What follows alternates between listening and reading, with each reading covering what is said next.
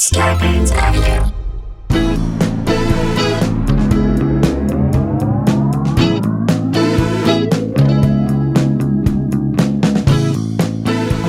Hey everybody, welcome to another episode of Sklar Country, the Virus Edition, a.k.a. the Pandy Pods, a.k.a. the Basement Takes, a.k.a. Two Guys, One Couch, a.k.a. Two Stances, 6 Feet, a.k.a. Two Jews, No Blues. There we go. We're just, keep coming with them. Keep bringing them. Keep going. Keep going. We are excited to bring you this content. We feel like hopefully, and we've been getting this feedback from people, this is something that you are looking forward to, that maybe this is part of your evening walk around your backyard or down your street. Maybe this is part of your dishwashing I get up routine. in the morning, and what I do in the morning is I take all the dishes that we washed the night before and put them away. That usually takes about 15, 20 minutes to put everything away. That's a perfect time to listen to this. Boom. Right here. There you go. There you go.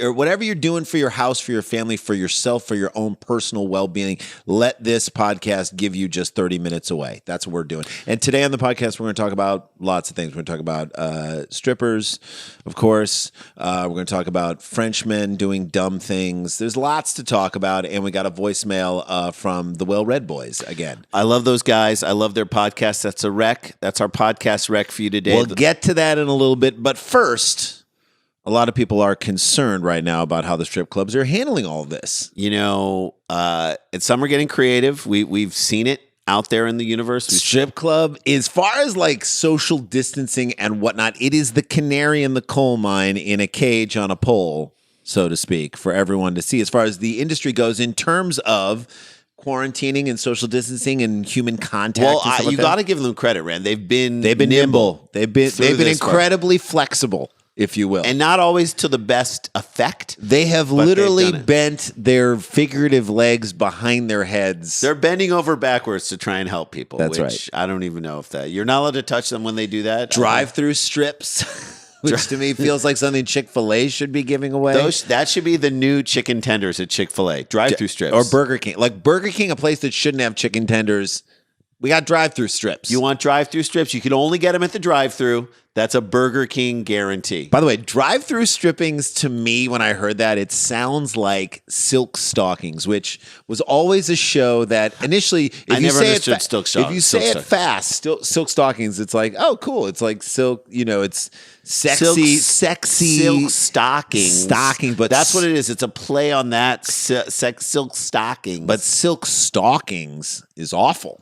How is that going to? Well, who are we rooting for? Who is sexually aroused by a stalking, except stalkers?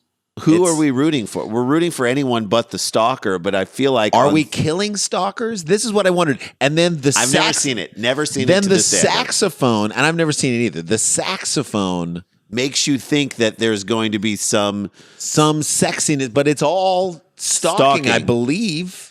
You can't throw a sax in there, a saxophone. You can't throw that in there when you're dealing with something as... To fool dudes into thinking that they might see a nip slip late night on USA TV. You're not going to see it, number one. Number two, this is not a show that should be arousing to anyone unless you are a stalker. Unless, and for the record, I've been very public about my comments about this, is that if this is a show about people who stalk people who wear a lot of silk to get them to stop wearing it, okay.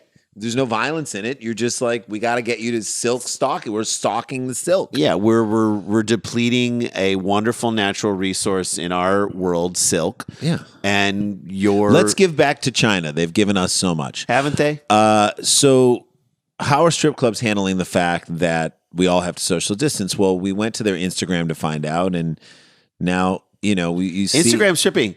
It's a thing, by the way. Yeah. It's like Sean Puffy Combs, his son, Diddy's son is involved. Mm-hmm. Justin. Little Diddy, I think. Little Diddy about Sean Puffy Combs. So Justin Combs. A little Diddy. If I saw him and I was even just remotely friends with him, every time he walked in the room, I'd be like, a little Diddy. Sean Puffy Combs. Yeah. That does fit. He's involved in it. I think other people are involved in like running these sites. And the strippers love it, by the way. The strippers are like, this is way because easier. you don't have to touch the people. You do your thing. You strip the way you strip, and it's like. And guys the strippers are saying they're getting $500 a pop for someone to just say their name on a voicemail. This is it. So the strippers are now opening themselves up in a very, is that the right terminology? In a different, more digital way. Look, this is the type of going viral that a stripper wants. Exactly. You do not want to go viral in virus sense. Right. So now the strippers are, though, the strip clubs themselves, and this we have to examine a little bit, are suing the federal government. It's like Trump's like, that's all I need right now is more strippers bringing legal cases against me. Right. I assume that since the 80s, Trump has always had like 4 or 5 strippers, open cases of strippers like trying to sue him for paternity. I thought you were gonna say open cases of syphilis. Yeah, well, that too. Open sores. Well, strip clubs are not able to access the $364 billion or whatever that is in small business relief. In all fairness, I will say they are essential workers. Well, they are essential workers, and the stripping business is sort of based on a somewhat of a trickle-down effect in many, many ways, in that it's... I don't know if I'd put it that way. Well, no, you get them... Trickle down? Yeah. You get the money, and then it trickles down in other ways to the people who have the money, and then they bring it to the strippers, and that's how it goes. Right. So if the economy's not doing well, strip clubs are and a if you luxury. bail out the economy in some way, they can do it, except for the social distancing. And strip clubs are putting up now ads that say, "Sorry, we're clothed." Is that an attempt at being with funny? Just sad strippers wearing clothes.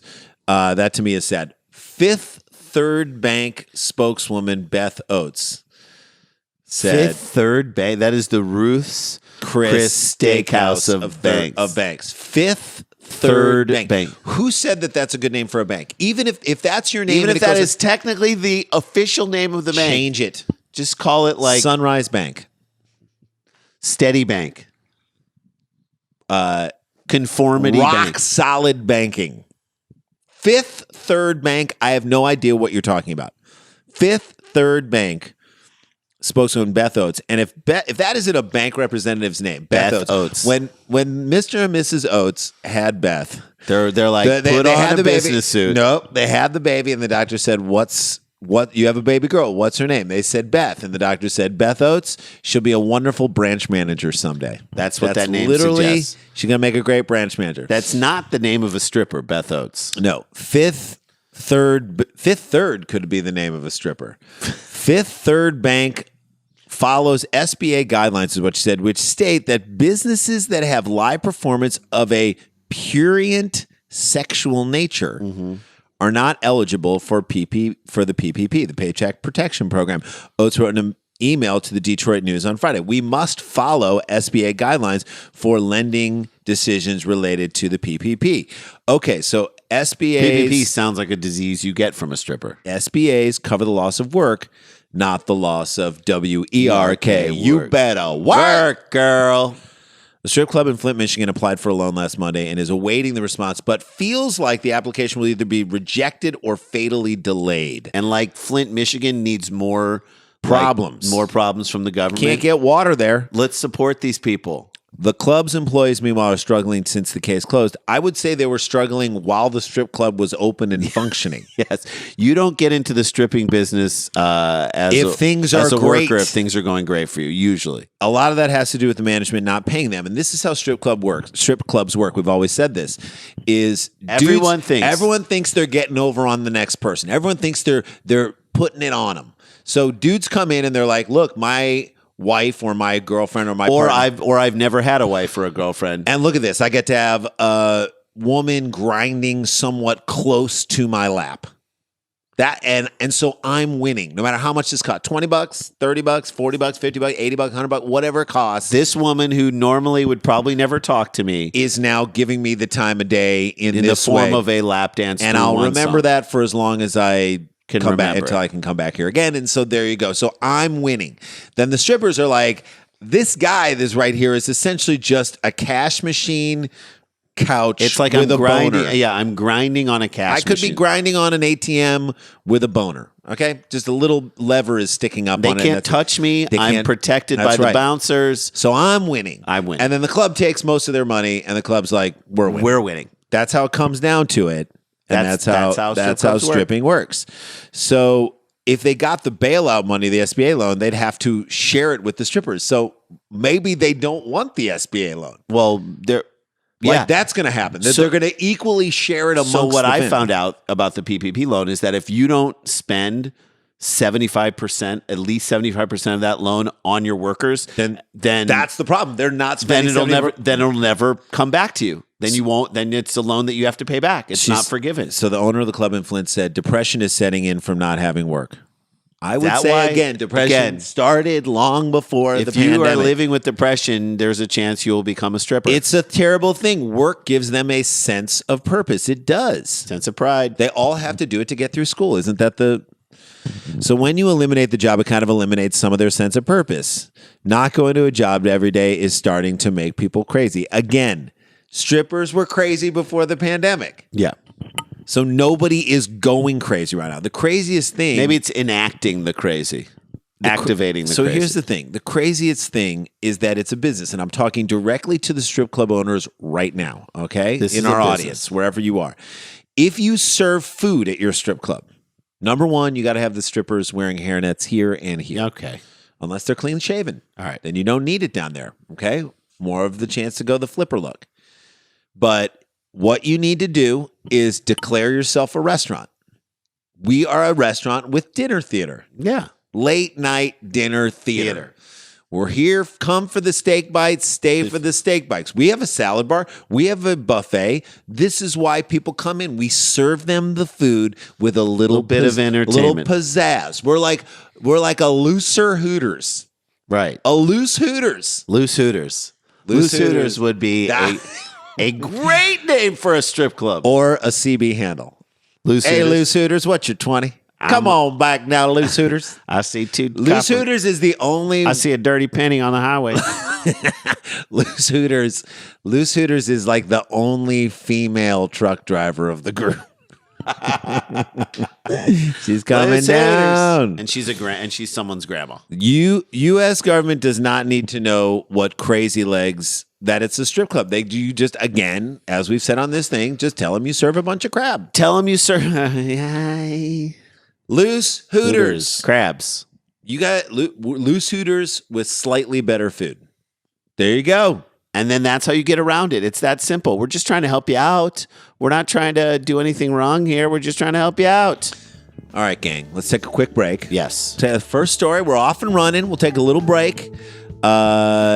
We have a little voicemail from our friends, the Well-Read Boys, Corey Forrester, Trey Crowder. Love these guys so much. Love this podcast. If you're not listening to the Well-Read podcast, what are you doing? Check it out. They left a voicemail, and we'll be back on the other side of this break. Also, thank you to Detroit. All the music in this is from our old friends.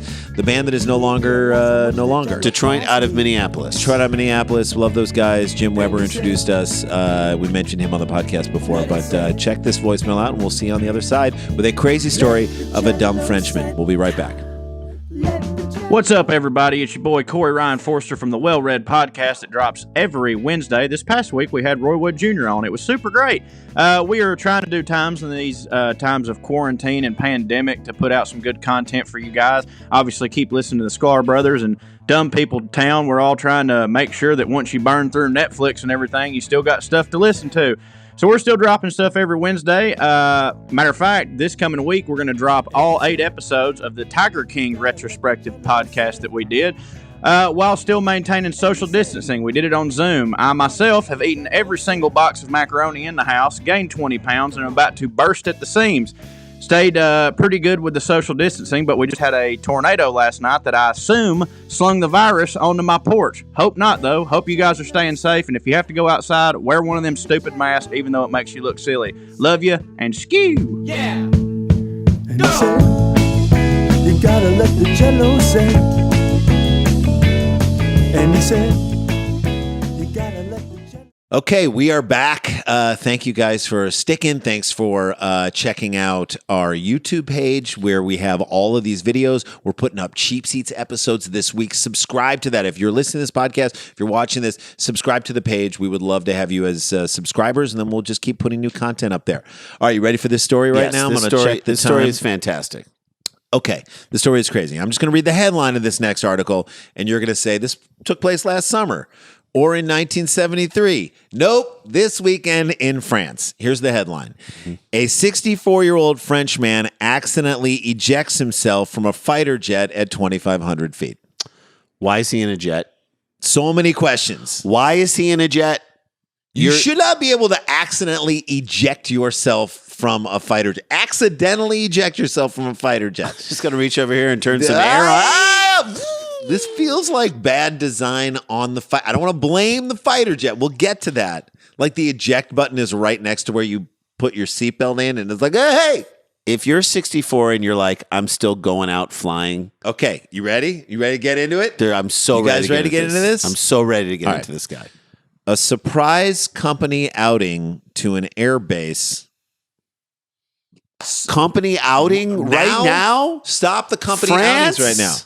Caused a 64-year-old French man so much stress that he flung himself from a fighter jet in midair, grabbing the ejector button in a panic and tumbling through the skies above France before he landed on a field somewhere near the German border. Is he dead? He's fine. 2,800 feet in the air? By the way, surprise company outing. No company outing should be a surprise. Hey, you know what's one. a surprise about a company outing right now? That there is a company outing. Nope, no company outing should be happening right now. I feel like a surprise company outing should be when someone from your company comes out of the closet. Yes. Someone who works with you says... Who is the most like macho, bravado, or the a person most, you just don't expect. And you're like, hey, I'm gay. You're like, great. Right. It should be like an adult gender reveal party. It's a surprise. Surprise company outing. That would be so nice. All right. 64-year-old French man had been surprised by employees at his firm who had organized a joyride. No. You can't organize a joy. Part of the joy of a joyride is that it's happening unorganized. spontaneously. In a Dassault Rafale B jet for him as a treat. A treat. No. A treat for a 64-year-old is like an extra scoop of ice cream after dinner. That's it. That's what a treat for a 64-year-old is. Not a flight in a fighter jet. How about getting him to stripper to jump out of a cake? Again, we're trying to figure out roles and things for strippers to do at this point rather than him jumping out of a plane, a fighter jet at 2,500 feet. Did anybody give this guy an EKG ahead of time? Nobody did. No. Nobody gave an EKG to see if he could take it. Mm-hmm. But they apparently didn't know their colleague as well as they thought. They've only kissed him on both cheeks every single day in an act that is more intimate than most married couples in 64 America. 64 years old. Dude's still part of the office, so Yeah. I give him credit for that. He's probably young at heart. Once the man arrived at Saint-Dizier Air Force Base. Also, he's 64. He could easily say, hey, you know what? I'm not doing Here this. we go. In northeastern France, and realized that his coworkers had arranged, he began to feel extremely stressed, according to a fairly remarkable aviation accident report written by a French government agency. So now the French government's involved. Yeah, like they have nothing else to do right now. What did except you deal say, with the Jay? pandemic. Don't do it. Yeah. Just don't do it. Just say, you sit know there what, and be guys? like, I appreciate you guys. Let's see if we can get our money back. Hey, this is so funny. Does any of I you? love do you any of guys. you? This is a great surprise. Do any of you want to do this? Hey, number one, we probably shouldn't be hanging around each other right now. Yeah, we shouldn't be anywhere near each other. We should be on a but no- Zoom call. Thanks, but no, you can't eject yourself from a fighter jet from 2,500 feet on a goddamn Zoom call. Then you go up in that plane. Listen, unless you're fearing that your job is about to be cut. What was Jordan Rubin's old joke about our friend? He hates flying, and he's like walking. He's like there are a bunch of walking is just as dangerous as flying because you get hit by a car. He's like, yeah, but I've never burst into flames and fallen 30,000 feet While walking. So unless you're fearing that your job is going to be taken, at that point, then you do go on that plane and try and show. If they're like, hey, man, the CEO is saying you got to go on this business CEO trip. saying we need you to step up a little bit, then you get on that plane and you show these millennials that you have a set of balls, albeit a droopy set of balls that require you to have to lower the water level in your toilet every time you sit down because you're scraping. They're now scraping the surface. And because you sit down to pee because it feels better. We get it. We understand what it is to be 64. An unnamed man had never expressed any desire to fly in a fighter jet. Who does? Unless you're Maverick or Iceman. Cruise, yeah. And no previous military aviation experience. Why are they getting him this? Why? In what universe or world did they think that this would be This is fun? like a Secret Santa gone way wrong. Why? Just get him a massage. Get him a happy ending massage. Then he can he'll eject on some level there. He'll probably eject early in both cases, but that one's safer than the other one. Thanks to a watch he was wearing which could measure his heart rate. You mean an Apple Watch? Why are they being so? A Fitbit? French Fitbit. Investigators noticed that his heart was in full tachycardia before the flight, which was recorded heart rate ranging between 136 and 142. That's a lot. That's high. That's my heart rate right now, just telling this story. I'm going to tell you right now, my heart rate is, hold on, as we say, my heart rate is, just to give you an idea of what his heart rate was, 1 minute ago, I was 79 beats per minute.